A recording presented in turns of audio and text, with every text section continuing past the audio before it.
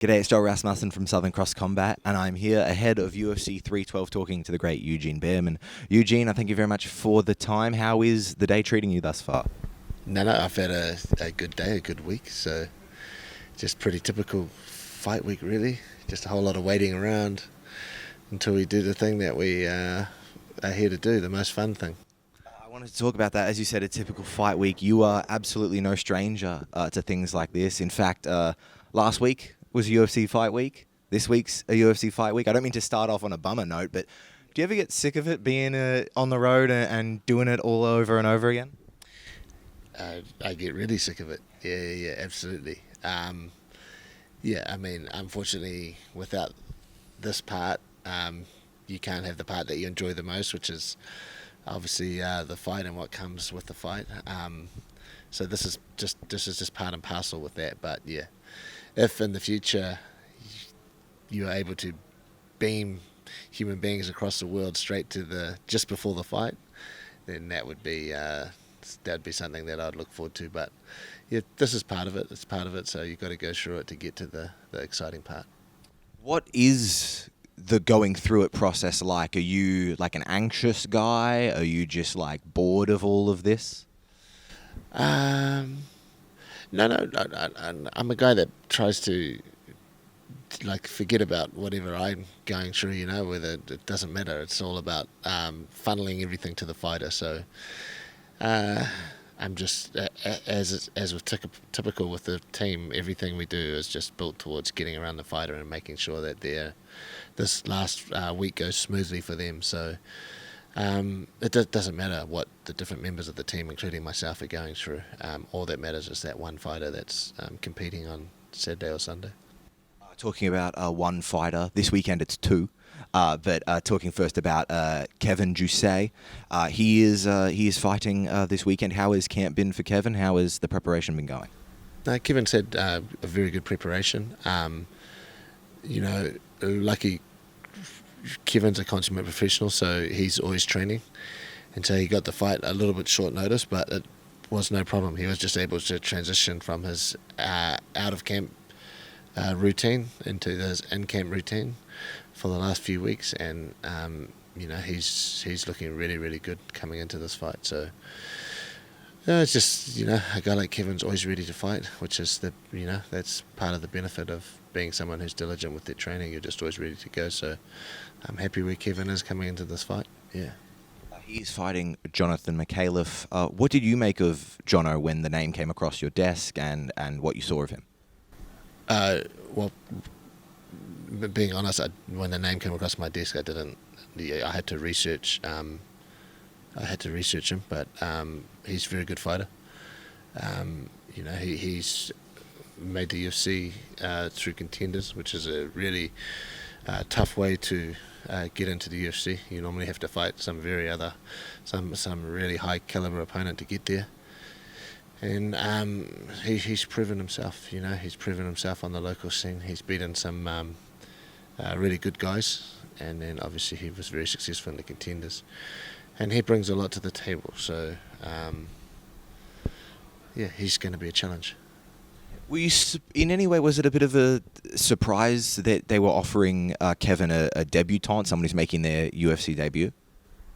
Not really. Like, Kevin's only had a few fights, and also I believe this young man was meant to fight someone else, and then someone's pulled out. So sometimes beggars can't be choosers. Like, he has to take whoever's put in front of him, and then if an opportunity came up for Kevin, so Kevin's going to grab it with both hands. So that just is what it is. Fighting is, of course, a wild sport. No one's more familiar with the craziness than you, I would say.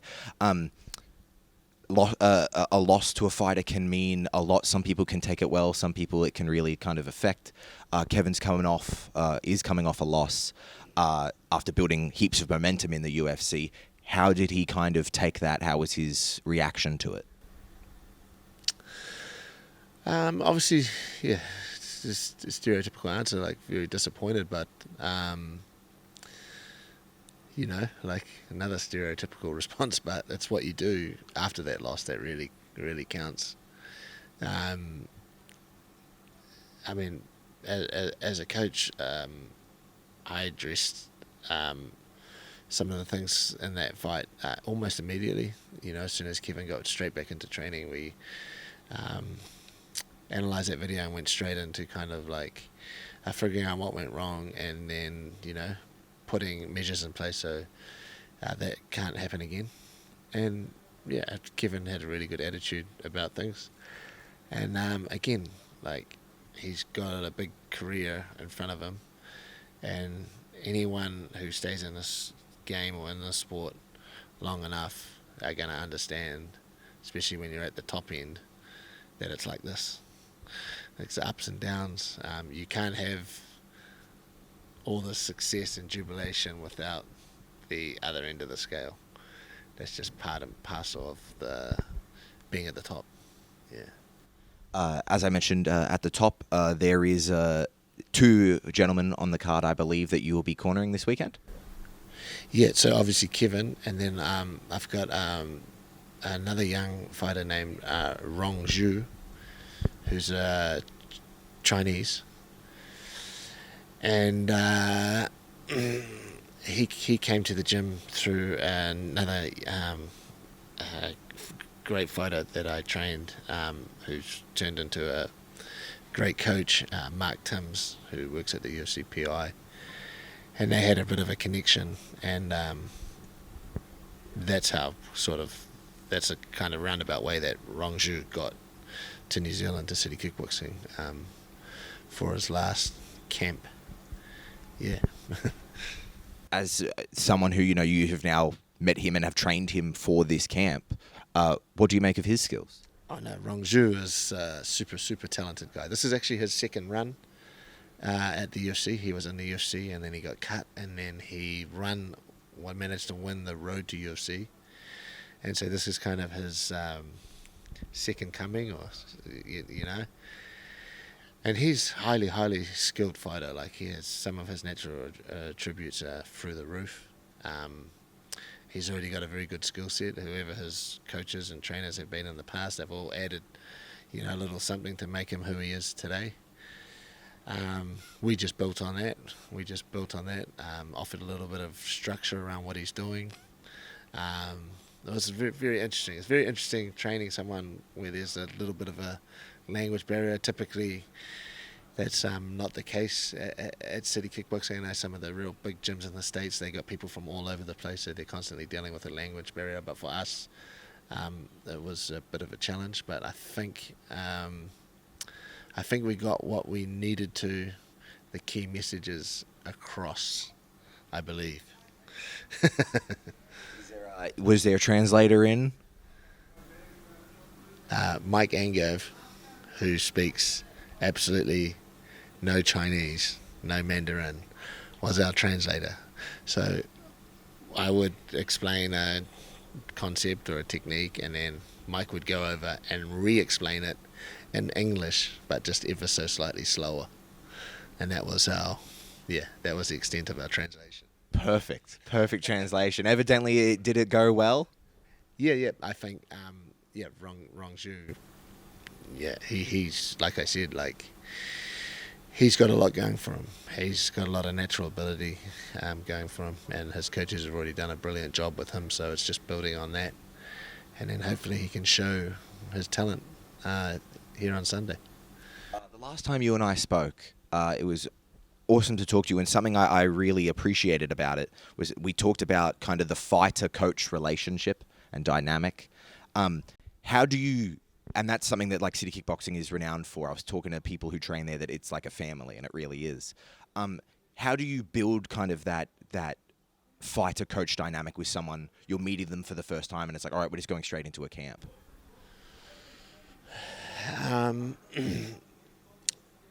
You put them in environment. You put them in the pressure cooker. You put them in an environment that puts them under a lot of pressure. And when you put someone under a lot of pressure, it bears their soul. It shows you who they are. It gets rid of all the bullshit straight away, and you get to see immediately who that person is.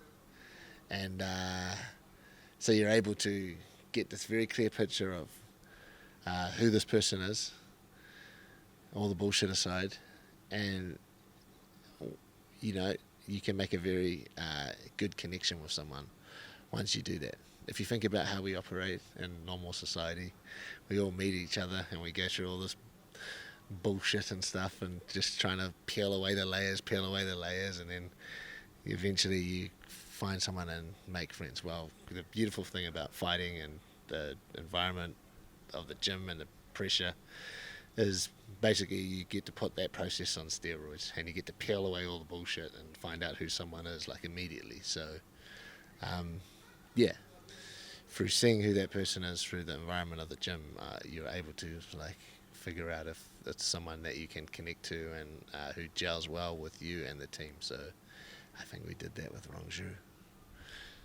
There's quite a smile there during that answer about inflicting punishment on people. Are you a sadist? No, but I'm not. But I understand that. I understand that to get to the pinnacle of whatever you're doing in life, there's a certain amount of sacrifice and pain that you have to go through. And anyone who's been a fighter knows that. And I don't know, any old coach will tell you, when you talk about these sacrifices and pain, it gives you it gives you like goosebumps, because you used to make those sacrifices and stuff. So yeah, it puts a smile on my face. But that's a fond smile. Like it's a, you know what I mean? It's a happy memory. As I mentioned, the first time you and I spoke was after fights. I believe it was after local fights and before, like I think maybe Izzy Drickus like just got announced. It was kind of early. I'm now talking to you on fight week. How does the demeanor change? How are the feelings change compared to the first time you and I spoke to now? Yeah, and the first time we spoke was post-fight, or? It was like not literally post-fight like backstage, but like it was just after a big group. Like I saw you in New Zealand after Hex 30, but I'm saying we weren't in like the thick of it. So how do you feel like the demeanor changes fight week? Yeah, I mean, I definitely, I try to personally really, really focus in on the task at hand.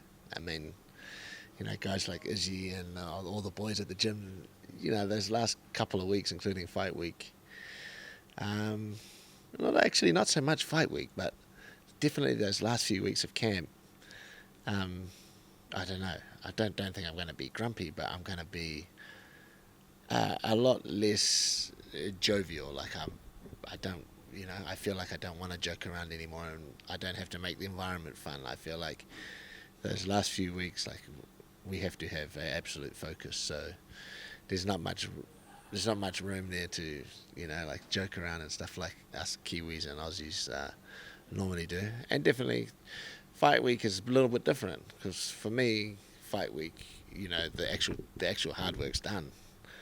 For me, fight week's just waiting around and trying to pass the time as quickly as you can.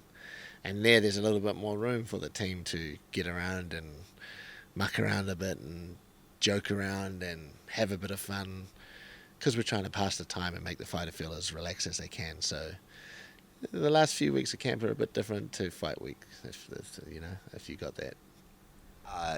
As I mentioned, 2 on this week, 2 on last week. The first time we spoke, we talked about in the first, not the first, but like the Sydney card, Izzy Strickland, there was like 6, and you were like, we're not doing that again. Is 2 like the perfect number? 2's a good number. 2's a good number. There's definitely advantages to having 2 or 3.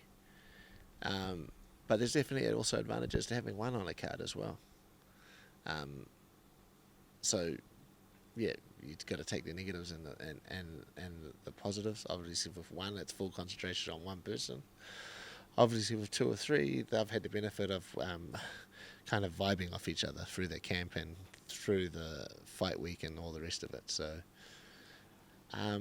either one of those scenarios I'm okay with, but 6, I think, was ridiculous. So,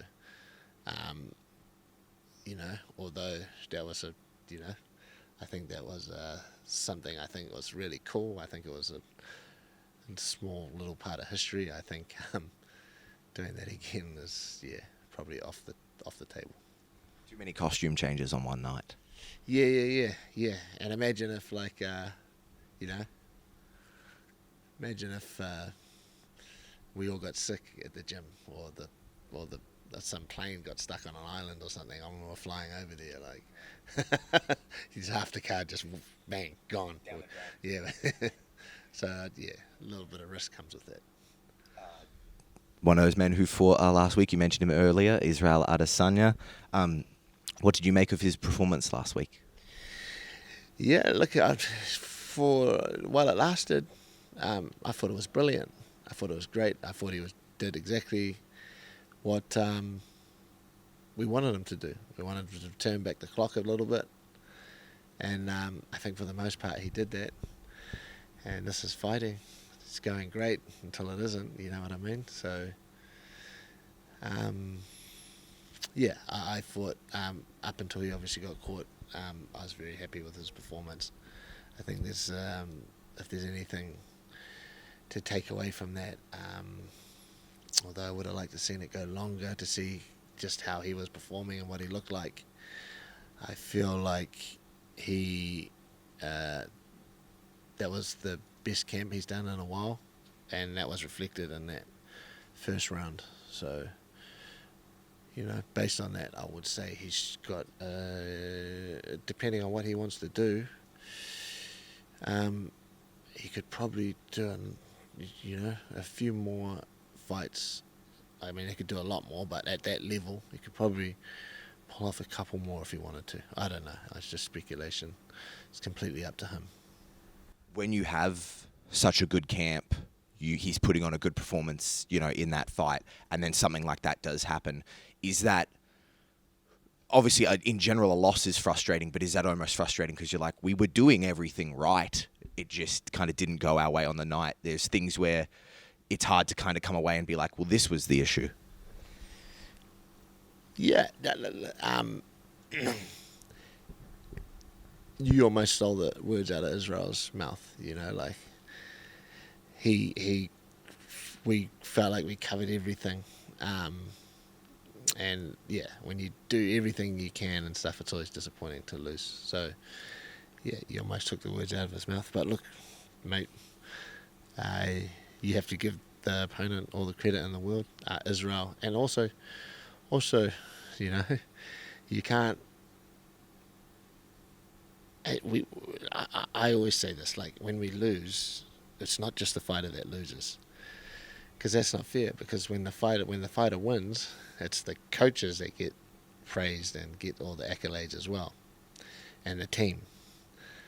But when they lose, quite often in the sport, all the focus is always on the fighter. But what about the team, and what about the coaches? Well, that's not how we operate. Like, if Izzy lost, then we all lost. That means somewhere along the line, then we all made mistakes. Izzy, I feel like I made a big mistake myself. Like, I'm ordinarily would call for a lot of patience early. It's kind of, I've cornered Israel that many times. And Izzy was feeling so good, and he was, he could see that he could see everything, and the guy didn't know when to lead, the guy didn't know, when to counter, like, everything was going so good, Izzy was really vibing. I felt like I didn't need to call for patience, and, that was possibly a mistake. How Izzy typically works is, we break our opponent down a little bit more conventionally. We mitigate a lot of risk, break our opponent down more conventionally. And then later on we get, then he works his magic. The things that no coach can teach. The Robert Whittaker, all that stuff. But how, as a team of coaches, we mitigate the risk of him doing that as we break the opponent down more conventionally, get him into some deeper waters where there's a little bit more stacked in Israel's favour, and then he can do the things that he does, the brilliance that he can pull off. And I didn't call for that sort of patience, and Israel put himself in a position that he's comfortable with. You put yourself in front of the right hand. Israel knows all that. Like he that's where he takes risks and does brilliant. And maybe if I had called for a little bit more patience, he wouldn't have taken those risks so early in the fight. It's not normally how we do things. So, I mean, really, I'm just trying to give a more detailed picture that it's everybody. Like this, we're a team. And when Izzy loses, we lose as a team. We all have to introspect, and we all have to get better. And it's the only way to move forward. I feel that really touches on what I said earlier about people talk to me about CKB, about being that like real family. You mentioned before about at the highest level, you feel Israel still has fights left at that highest level if that's what he wants to do. Because it's that family and you guys are all there for each other and it's ultimately his call, when does that kind of conversation begin to happen of like, what is the next step? What do we do from here? To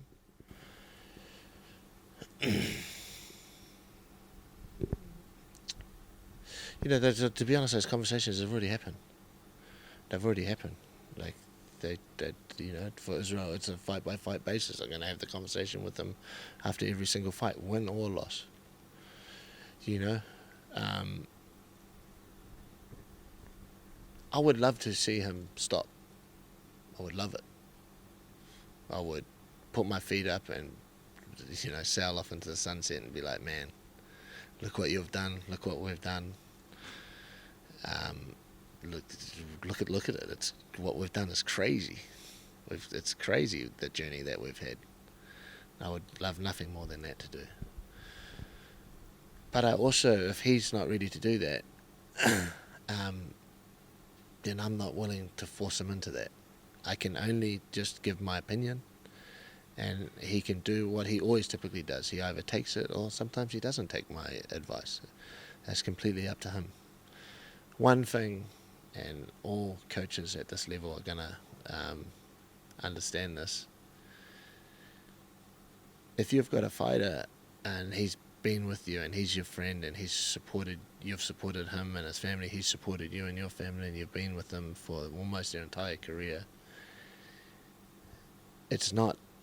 I'm not going to turn my back on that fighter.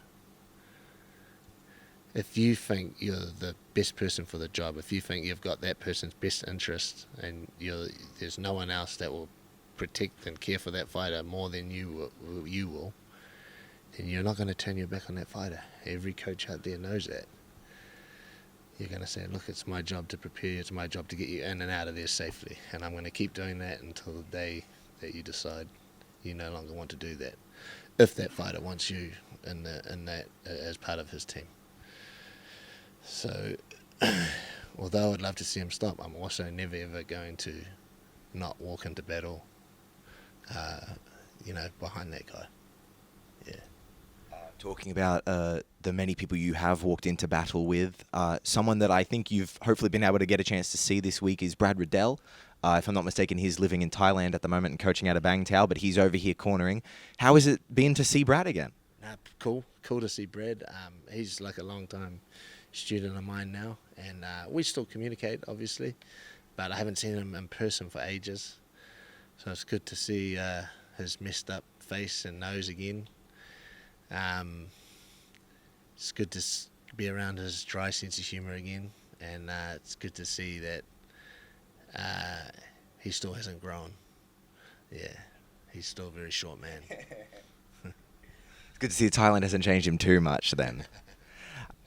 He's enjoying it over there, and he's a real asset over there. Like, I was in the changing room. I had one of those moments, like I had Wei Lee was training and Brad was training Wei Lee, and then Frank from our team was training, and then obviously all the coaches from CKB were training Kevin and Rong Zhu.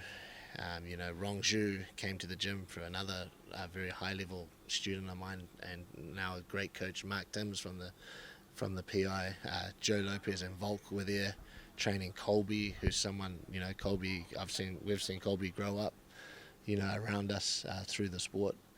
And we were all in the room, and you was like, yeah, there's this connection that goes through everybody around at this side of this side of the sport.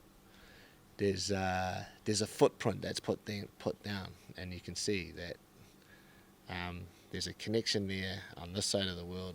All these very high level students and coaches are now helping out other people are coming to seek the help of people that started on this side of the world. It was just amazing to have a look and just kind of realize that moment. My favorite thing that you ever said about the coach-fighter relationship was, I'm not your dad, but I'm not your friend. I'm like something in between. But when you get those moments where you're sitting there and you're like, I helped in some way build these guys who are now helping build the next guys, is there like a little bit of like proud dad moment? Yeah, definitely. Just, like when you got like a group of coaches that you kind of started with, or they came in at when you were ascending, and now they're all in charge of their own high level fighters. Frank, Brad, Mark, Timms. I got some other young fighters, Brogan, even the guys that have been with me from the start. Mike, Joe Lopez, Volk, watching Volk hold pads for Colby. Like, this is just a cool. It's just a cool thing. It's just a cool thing to see. It's just like, man, all these guys, they're all fainting and moving around and single leg, double leg, changing angle, and you just look at it and go, man, look how good these guys are doing. And I didn't coach them. I had nothing to do with them. It's real cool. And I'm not saying that that these are the great coaches in their own right, and most of them know far more than I. Their knowledge far exceeds mine at this stage. But I'm just saying that it's cool to be a very small part of their journey and their development as a fighter and a coach. Eugene, I could honestly talk to you all day. I honestly could, but Kevin Jousset walked past just before. You are a busy man, so I will let you go. I had more, but I thank you so much for the time you did give me. It's always a pleasure to speak to you. Thank you so much. I really appreciate the time. Always good. I appreciate your interviews. Very cool.